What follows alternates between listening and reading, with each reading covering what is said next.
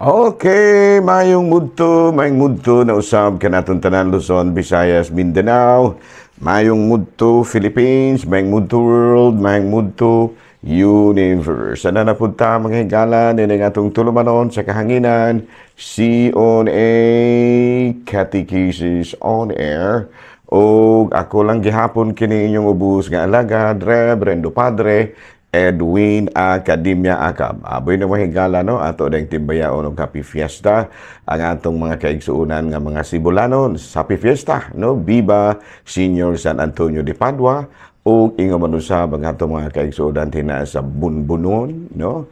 Happy Fiesta nga ato ang mga Bunbunonanos no. No, Happy Fiesta na yata nandin ha. Kining Bunbunon mahigala if you don't know, kuan ni siya, barangay ni siya sa Shaten, no? Barangay sa Shaten. No? So, Happy Fiesta ha, mga taga-Bunbunon. O ingo man usab ang atong mga kaigsuonan din sa Tayasan, among silingan, no? Kanina na mista may mahigala, no? Si Obispo maoy main celebrant kaganina. So, Happy Fiesta din, no? Once again, sa atong mga kaigsuonan nga mga Tayasanons, ang atong mga kaigsuonan nga mga Sibulanons ug ingon man usab ang atong mga kaigsuonan nga mga Bunbunanons. Hindi kapos na ano Bunbunanons. Ano kumusta na no? Happy Fiesta kaninyo tanan din ha. Bino ato di nga tibayaon of course og Happy Fiesta nga ato ang talahurong obispo siya ganina mo among main celebrant asa ba ato ang tarong ni atong kuan higala. Siya mo main celebrant kaganina diri sa Tayasan. Ganin niya pakuros tayo. Sa Tayasan mahigala siya mao'y main celebrant ganina si Bishop Cortez, no? Sana no. Nahala no padayon ta sa atoa nga mga pagpangalagad gihapon bisan kung fiesta lagi, padayon ta sa atoa nga mga buhatonon, okay no? Bino sa dili pa ato na gatimbayaw no sa Happy Fiesta, Happy Fiesta. Mayong mudto ang atong mga kaigsuonan nga mga kaparian, Dukob, Kabisayan ug Mindanao nga maabot sa ato nga pagsibya. Of course, ang ato ang mga kaigsuonan din sa isla, ang akong mga classmates, di ganan ako kalimtan, no? Si Father, si ang akong classmate din ha, no? Ang atong kura paroko sa Larena, no? Si Father Obing Masyon. No, kumusta, no? Ang ato pong mga amigong mga pare diha tanan, amigo man ato ng mga pare diha tanan, no? Monsignor Larry Katubig, si Father Jerry Flores, si Father Leonard Tan, si Monsignor Ramon Duran, si Father Rani Colina, o gigaman usab daghan pa, no? J. Enriquez, no? Daghan pa mo ba, of course, si Monsignor Torres, no? Daghan pa gyud mahigala nato nga mga igsuon nga mga kaparian nga na-assign karon din ha, no? So, how are you na? No? Kumusta na? Nang hinaot kita may gala nga niya kitang tanan sa Kapiskay's Panglawas. Ug ingo man usab ang akong mga classmate diri sa mainland, no? Mainland nga kuan kining diocese nato diri sa Negros, no? Negros Oriental, no? Si of course ang akong classmate nga ang kura paroko karon din ha sa Himalalod, si Father kining Dami Hiramis, no? Nga ato apod nga kining chaplain karon diha sa Kuasay Parish sa Kuasay Parish karon din ha sa may asa tong lugar sa Kantili Batinggil. Si Father Tonton Arnaiz, no? Kamusta na no? Nang hinaot kita mga higala nga kitang tanan gyud ay sa bili na ako mga classmate din bayaw. Ako pa mga kaigsuonan nga mga kaparian nga kauban ako sa una seminaryo diha sa Cebu sa Diocese of Cebu, Archdiocese of Cebu. Halari kita mahigala sa atua nga CBCP News, balitang simbahan ining kamuntuhon. Sa pangidaron nga 83 anyos, si Bishop Emeritus Emilio Marquez of Lucena, no, nagsaulog sa iyang ika-60 anyos nga ordinasyon sa pagkapari, no? O gani si kuan gyud mismo mao'y nihatag sa iyang wali, no, sa sang atua nga kining obispo din ha sa arsobispo din ha sa Lingayen nga mao si Bishop kining sa pamahigalhan nalimot ko. Ang ato nga arsobispo diha sa Lingayen nga mao si Archbishop Socrates, no, Villegas. Mao inihimo sa iyaha nga matud pawali atol sa misa nga gipahigayon sa ika-66 anyos nga pagkahimong pari ni Bishop Emeritus Emilio Marquez. Balita mga higala, gikan sa Vatican, si Pope Francis nang hinaot nga ang Israel o Palestina magpuyo ng malinawon isip mga silingan. Kay silingan naman gining Palestina, mga higala og Israel, pero as of now, medyo adunay gamay konflikto tungod lagi sa away sa Israel o sa kining mga Hamas. Nya napiktuhan po sabang ang ilahang relasyon sa Palestina. Okay, no? So, mao kadto mga higala, mga balitang simbahano ni ining kamuntuhon ug ari na kita mga higala sa atuang Saint of the Day. Of course, ang atong Saint of the Day, walay lain kung dili si matod pa diri sa atong listahan, ang atong paborito nga dalagkutan mapitsa 13, San Antonio de Padua. Bedo na tao kini si San Antonio de Padua mga higala ni adtong tuig 1615. 1615, no? 1615. Ano, 1615. Ug na tao 11 asa pa may higala ha murag na jagol man ako. 1195 di ay, no? 1195, no? Natao kini si Saint San Antonio de Padua 1195 ang isa nga kini gitawag natong tuig. Unya namatay siya ni adtong tuig 1231. No, nya giila kini siya nga patron of the lost things, no? Nabitang mawad-an ka mga higala, kini gyud si San Antonio de Padua mo ipangayuig tabang. Unya originally dili gyud ni siya Antonio gyud iyang pangalan. Kuan ni siya Fernando Martins. Fernando Martins kini si San Antonio, taga Lisbon, Portugal. No, unya matud palagi membro kini siya sa usa ka adunahan nga pamilya, dato ni sila sa Lisbon, Portugal.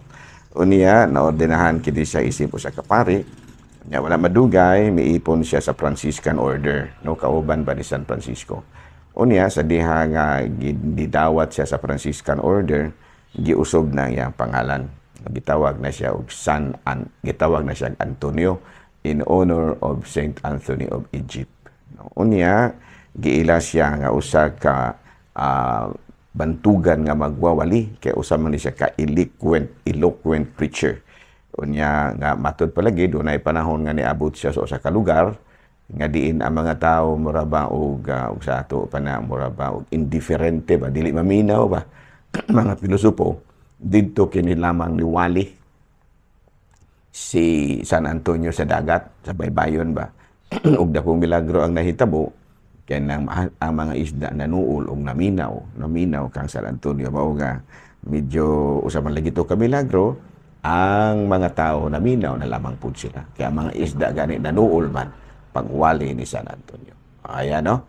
So karong adlaw mga higala ato nga gihinumduman ang lain na pong patron sa Katolikong simbahan nga mao si San Antonio. Okay, no? Maayo gani kay wala magdala og sahid ang mga tao. Kuya ito mga higala nga pagwali ni San Antonio na apoy nagdalag pupot. Di malas sa mga isda. Wala na po ng taon. Wala na po. Siguro sa kasaysayan, wala po ng taon pukuta sa mga tao. Kaya na rabay uban nga gusto kayong mamukot o timong ngisi-ngisi. Kabalo mo mga ngisi-ngisi mga higala. Kada bang gagmay kayong isda nga mamahimo nga mga danggit, no, kitong, apilon pa na in taon og sahid, no, nang katong panahon ni San Antonio og medyo wala nakahuna-huna pagdautan tong mga tawhanan gikuan gito. Gisahid gito kay ultimo ganing mga ngisi-ngisi sa hiron pamagani. Himuong ginamos. Hala, no, may munto na kanatong tanan mga higala, including katong kusog kay mga hid og ngisi-ngisi. Abino are na kita mga higala sa ato ang katikisim na ta, katikisim na ta, wala lang sa tayo, joke-joke na. Joke-joke naman to. Hindi na. Kasi may atong topic karon. Ang topic for today, no, is about hypocrisy or pagpakaaron ingnon. No, doon naman yung mga tao ngayon. No, apil na ko. Dili man ta mahimong pointing fingers, no? Doon na po usahay mga panahon po. Hasta po ko ma-hypocrisy po ko sa no, so unsa man gining hypocrisy mga higala, no? Kini bang pagpakaaron ingnon, no? Gani kasama kadaghang higayon gisaway gyud ni Kristo kini hypocrisy. Gani kun atong kanang mabasahon sa Mateo chapter 23 verse 3, matud pa maingon si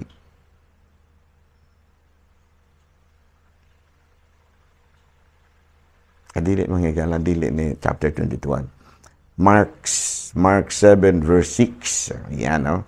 Mark 7 verse 6 matud pa niingon si Kristo. He said to them, "How accurately Isaiah prophesied about you hypocrites.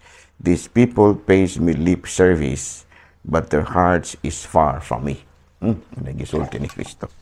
Sa ato pa miingon si Kristo nga sakto gyud, no? Sakto gyud si propeta Isaiah sa iyang giingon kaninyo nga gasigi mog ampo pero ang inyong kasing-kasing layo kay kanako. Muna, no? So muna nga labi na gayud katong mga pirmeng nanangkot. Pirmeng nanangkot diri si bulan nga mas maningkamot kita nga dili kita makahimo og lip service kana bitawng ampo ra takutob pero wala sa buhat. Kaya mo na gitawag og hypocrisy or sa mga hypocrisy pagpakaaron ingnon.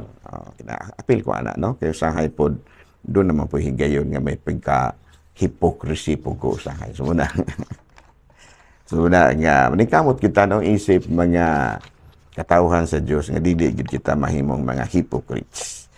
So unsa may causes nga ang usa ka tawo mamahimong usa ka tigpakaaron ingnon. Number 1, an inflated sense of self-importance or self-esteem. Unsa man ang usahay mo kanang sobrang bilib sa sarili. Kana bitaw bang mamakak nga lamang magpakaaron ingnon na lang aron nga iyahang mapuy-an, no? Kana bitaw ang iyahang kaimportante, no? Kanang inflated sense of self-importance. Magtuo gyud siya ba nga siya gyud mao'y pinakasikat, no? Nga importante gyud siya. Nga taas kayo ang iyang pananaw sa iyahang kaugalingon. Usahay tung ingon ganita ni ana usahay mo rag mahimo tagpakaaron ingnon. And then number 2, defense mechanism. No, ubang magpakaaron ingnon na lamang, no, mahimong hypocrites tungod kay gusto nilang protektahan ang ilahang kaugalingon aron dili sila masakitan o maulawan. No, nga na, no? Yan sa may what are the different types of hypocrisy? Aron din atong estudyohan dyan kay suko ra ba kay Kristo ani mga tigpakaaron ingnon. Number 1 is hypocrisy towards deeds. No, kana bitang bisag wala ni mo buhata imong gihimo. No, damay nga ana. Kana bitang ang kunon ba ang kanang kredito sa uban. No, naingon na ba nga bisag dili sila mo inaning kamot, ilang ingnon nga sila mo inaning kamot. Naman na ginatawag og hypocrisy towards deeds. Nga bisan sila wala kay sila mahago pero gusto sila nga mao'y tagaan og kredito. Labi na gyud mo na gitaw usa ka klase sa pagkaaron ingnon. No, nga bisag wala ka na ning kamot pero panahon sa pagpasalamatay gusto kang ikaw gipasalamatan. Dili ni mo tagaan bili ang uban. Number 2, hypocrisy towards others. No, kana bang pagpakaaron ingnon mga higala nga kanang sa atubangan sa tao maay kay kag kinaiya pero og magtalikod di ay imo dayang dauton ingon ni ana no gani maghuna-huna pa jud kag dautan niya aron masakitan siya mo na gitawag natong hypocrisy towards others. No, si Kristo kanunay na biktima ana. Og si Kristo nahimo po biktima niining hypocrisy towards deeds ingon ni ana. So munay usa sa mga angay jud nato nga likayan. Okay, nya unsa may mga epekto sa hypocrisy, no? Makadaot kini sa relasyon sa usang-usa. Kaya bitong naay usa nga magpakaaron ingnon na it can cause resentment and mistrust towards others. Or maybe mamahimo kang abusado, no, sa kining matod pa towards others and often will play upon that trust, no, what he wants na ingon ni ana, no. So muna nga dili gid maayo kini magpakaron ingnon ka kay mo ni resulta sa kagubot gyud. Magkagubot gyud tani kung aduna na magpakaaron ingnon diha mismo sa atong grupo. Kinahanglan nga we should always be truthful. No, nya aron malikaya na siya, we should avoid inflated sense of self-importance. No, kana bitang nasubrahan na pong kabas nga gusto jud kang ilhon nga ikaw mo ilabaw. Gusto jud kang inglon nga ikaw mo pinakamaayo. No, unya doon na po kay mga kahadlok, doon na po ekonomi ingon nga usahay ang hypocrisy, ang cause po dana is defense mechanism. No, kana bitang gusto nimong protektahan ang imong kaugalingon aron dili ka maulawan o baka dili ka masakitan mo na nga magpakaaron ingno na lang ka sayop sad na matud pa niya matud pa ni Kristo. Naunya how to overcome hypocrisy. Okay, usahay akso nang ginaingong nastapog ko na mapug ko ana. No, stop thinking that you need to abide by other people. No, kinahanglan nga dili na ka mag-agad kuno sa ikasulti sa uban. No, kay mo na usahay magpakaaron ingno na lang ka. Kasi ako na ginaingon magkuan man ka kanang gitawag nato og magpakaron ingnon ka nga muna ka aron dili ka maulawan unya mag-agad na gyud po kanila tubag nga na dili laing tao ang imong agdon kung dili ang Ginoo, no?